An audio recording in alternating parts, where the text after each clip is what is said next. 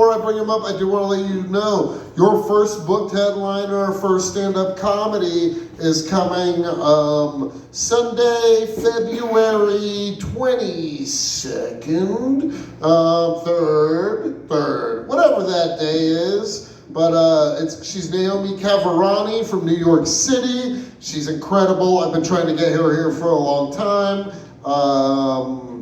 Jack Reif will be one of her openers, so don't fuck up, Jack. Everybody, put your hands together for the hilarious Jack Reif. Yeah, another Jack. Oh, man. Settle down. I wrote some new stuff because it's a new year. It's new me. That's not true. No. All right. Start off with some. I am from right here in Morgantown, West Virginia. I grew up here. Yeah. Lived here most of my life. I grew up very poor, impoverished. I grew up so poor, in fact, at one time, a kid came to school dressed as me for Halloween to hurt my feelings. He wore torn up clothes, tattered and dirty. He even put a string in the back of his hat so it looked like my rat tail. It was 1993. Yes. It was humiliating. It sucks to have everybody laugh at you. But I got the last laugh. Because he was the one that got molested by the gym teacher that day. That day.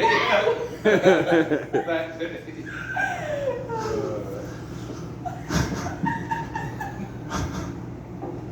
I am from right here in Morgantown, West Virginia.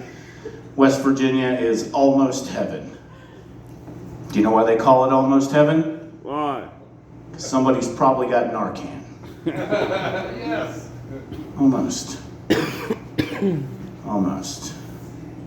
You guys are complaining about the lights. I got the fan blowing my notes. I still write on paper like a fucking... Get my quill pen out. Now, my grandpa was a weird guy. My grandfather used to tell me about what America used to be like. You guys have a grandpa like that? Yeah. Yeah. My grandpa would sit me down and he would be like, back when I was a young man, a man used to be able to have 2, sometimes even 3 families. That's true. My grandfather used to tell me, you know how we used to measure a man back in Vietnam? By his capacity to kill. And the dog tags and ears hanging around his neck. Anything but the metric system.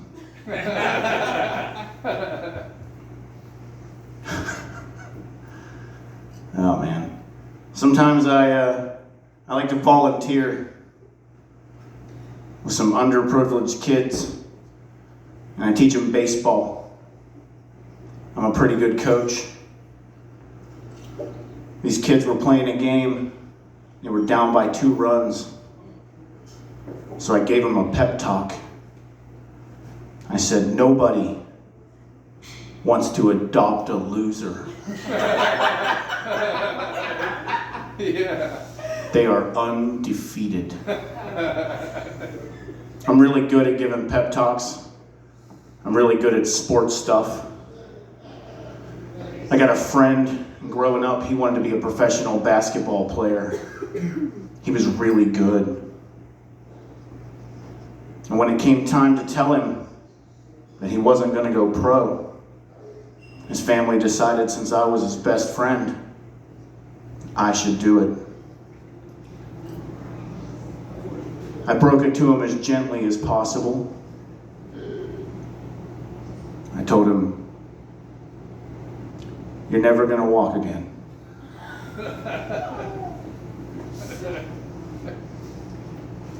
He took it pretty well.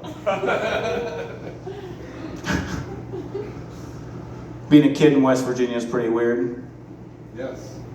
I was throwing around a baseball with my dad one time when I was a kid, having a catch. And I was having trouble catching the ball. I kept dropping it, missing it. And at one point, I got hit right in the eye. That made me pay attention. From that point on, I caught every single ball because I did not want to get punched again. That's good.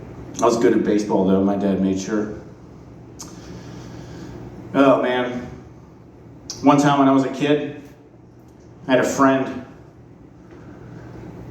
He went over, he told my mom. He told my mom that I was cussing. So my mom asked me, she said, "What words were you saying?" And I looked at my mom and I said, "Fuck, shit, and damn." My mom beat my ass. She whipped me hard. But a couple days later, I got him back. I went to his house and I told his dad that he dented the neighbor's car with his bike and didn't apologize. Huh. I wish he could have seen the look on his dad's face. But it would have been really hard for him to see from underneath that car.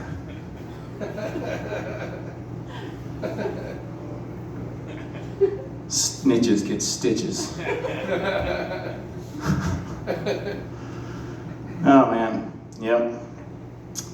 I'm from a different generation. I'm older. I'm an elder millennial. I have some bad habits. Like sometimes, I say the R word. Now listen, I'm not proud of it. But you have to understand, I am fully aware that that's a word used to describe people that have trouble learning. People that have trouble participating in society. Listen, when I was growing up, we all had one in our neighborhood that would stand in their yard, yell at traffic. Now understand me. I still love my Republican friends and family. Even if most of them are retarded.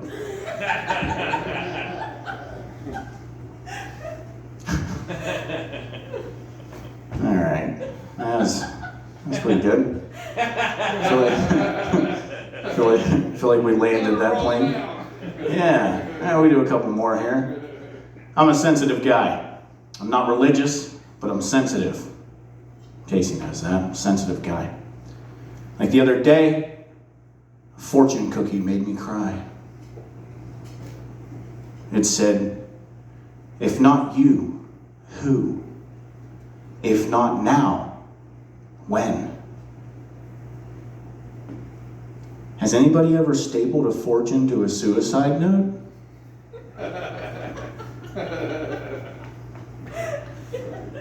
That's cool. Be really sad. Oh no, you just wait. Be really sad. Be really sad when the paramedics get there and they're like, "Oh man, this is tragic. Did he say why he did it? No? Yeah, but his lucky numbers are 44, 11, and 2.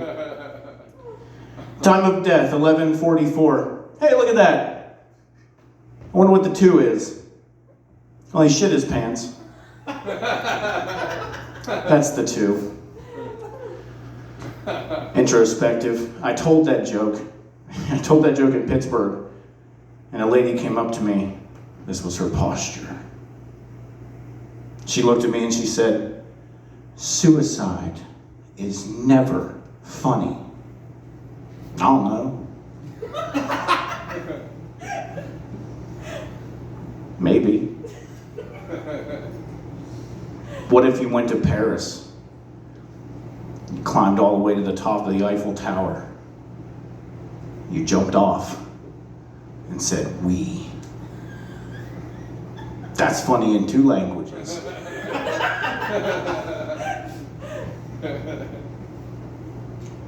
This lady berated me. She went on and on. She said, suicide is never a laughing matter. 2 years ago, my husband killed himself. And I was like, well, sorry for your loss. Maybe don't come to comedy shows. Maybe it's not the place for you.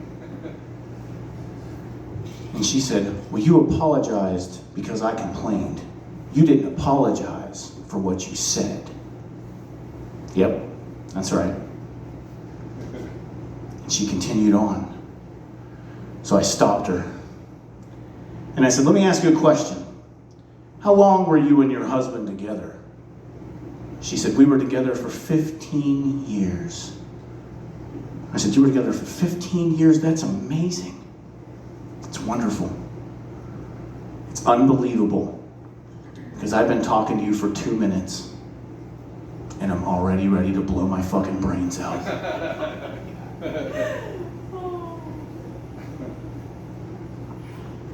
See, suicide's funny sometimes.